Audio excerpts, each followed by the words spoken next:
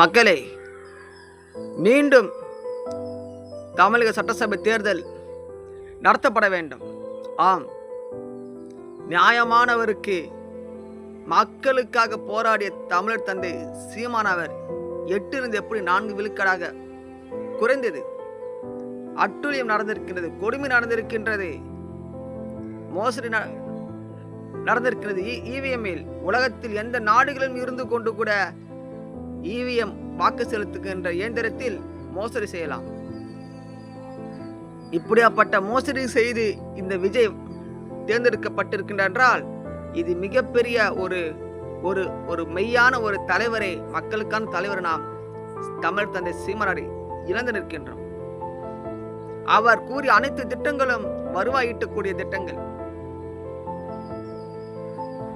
அவரை தேர்ந்தெடுத்திருந்தால் நம்முடைய குடும்பத்தில் ஆண்டுதோறும் வருவாய் வந்து கொண்டே இருக்கும்.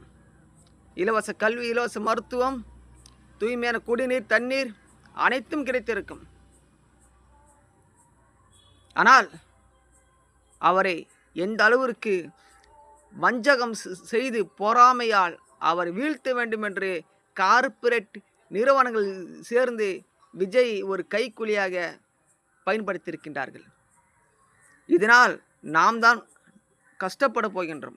துன்பம் நம்மோடு வந்துவிட்டு போய்விடும். கஷ்டம் என்பது 5 ஆண்டுகளில் இவர்கள் செய்கின்ற ஆட்சினால்தான். இந்த 60 ஆண்டுகளாக இந்த அதிமுக திமுகனால் நாம் எந்த அளவுக்கு பாதிக்கப்பட்டோம்.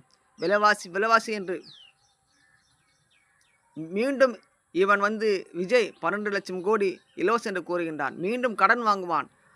மீண்டும் அந்த வரியை நம் குடும்பத்தின் மீதையே சுமக்க வைப்பார்கள். கேட்டால் மீண்டும் தேர்தல் வைத்தால் செலவாம் என்று. இத்தனை ஆண்டுகளாக மக்களுடைய பணத்தை கொள்ளையடித்ததனால் மக்கள் பாதிக்கப்படவில்லையா? இது ஒரு மீண்டும் தேர்தல் வைக்கட்டும். அதனால் தந்தை தமிழர் சீமானவர் தேர்ந்தெடுக்கப்பட்டால் மக்களுக்கு மிகப்பெரிய ஒரு வாழ்வாதார முன்னேற்றம் ஏற்படும்.